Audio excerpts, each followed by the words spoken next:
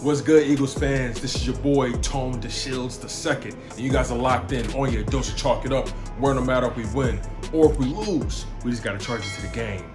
We got to talk about the injury situation, most notably on the offensive line. It seems like the entire offensive line is dealing with injuries. Brandon Brooks is on IR.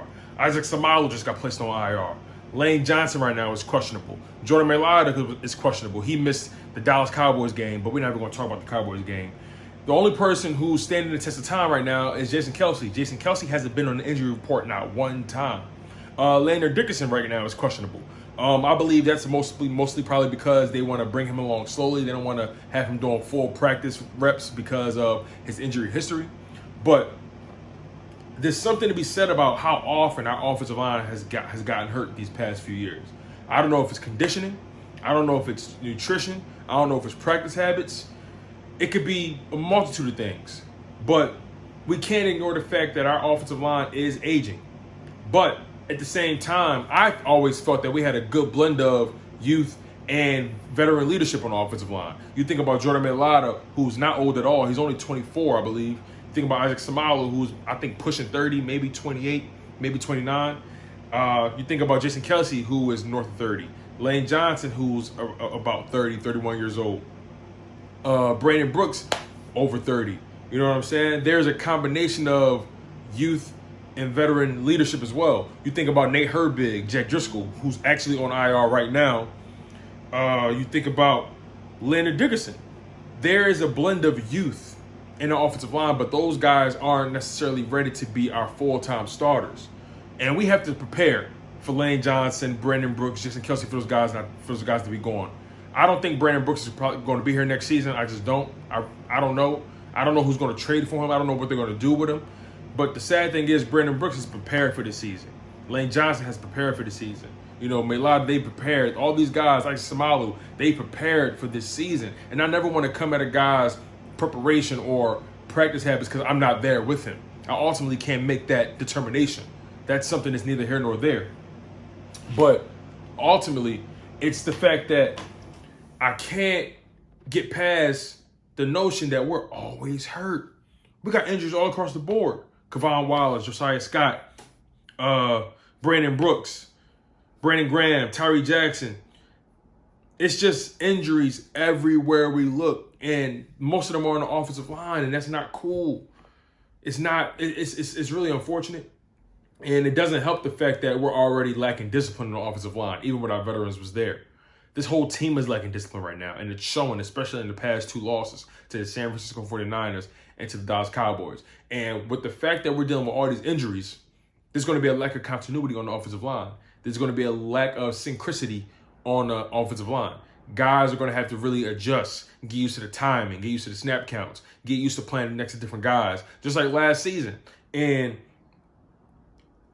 I don't like the situation we're in.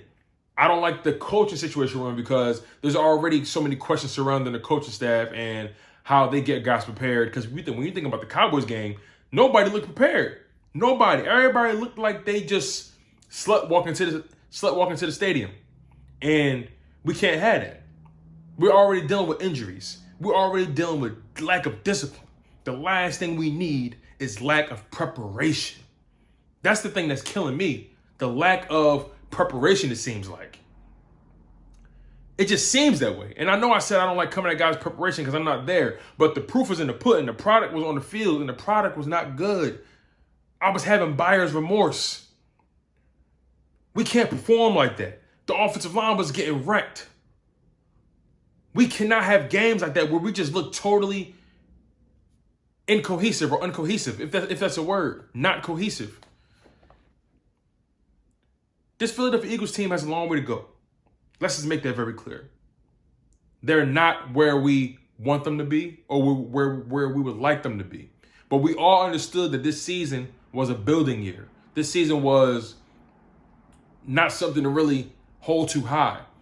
Of course, we all had our aspirations and we all had our predictions based on record. I know I said we could potentially win 9 or 10 games this year. But right now, based off the injuries, based off the way we've been playing, the lack of discipline, the lack of continuity, the lack of productive play calling, the lack of a run game, it seems like we aren't going to get to that mark right now. It just seems that way. Because we were supposed to, at least in September, with the 2-1 record. At the very least. But now we're 1-2. And the schedule only gets harder.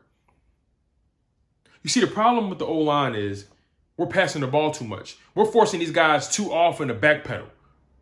We got to make these guys hit people. Too often, they're the ones getting hit. Too often, they're the ones on their back foot. Too often, the D-line is collapsing on them. But no, the offensive line needs to go after these guys. We need to push guys away, push guys forward, get the running game involved. I don't know if that's the reason why guys are getting hurt. I just don't know. Guys are always backpedaling.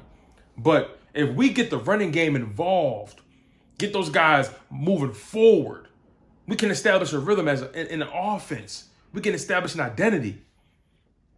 We only ran the ball 3 times in Dallas. And that's completely unacceptable. The offensive line lacked discipline. The team lacked discipline. Unacceptable. The San Fran game lack of discipline. Unacceptable. But I'm just the Eagles content creator. What do I know, right? All I know is I'm an Eagles fan, die hard. I love my city. I love my team. And I expect more from these guys. At the very minimum, I expect discipline. At the very minimum, I expect preparation. We lost ourselves in that Cowboys game. We straight up gave up. It seemed like nobody had their mind in it.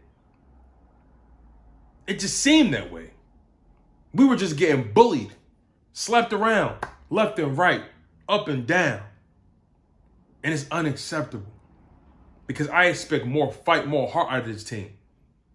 Nick Sirianni got to tighten up. I don't want to see no more T-shirts. I don't want to see no more the gimmicks. Yes, we like it when you win, but when you lose, we're going to call you out on it. That's just the gift and the curse. You live by the sword, die by the sword. You rocking these shirts, and right now it seems like you all talk. That's what it seems like.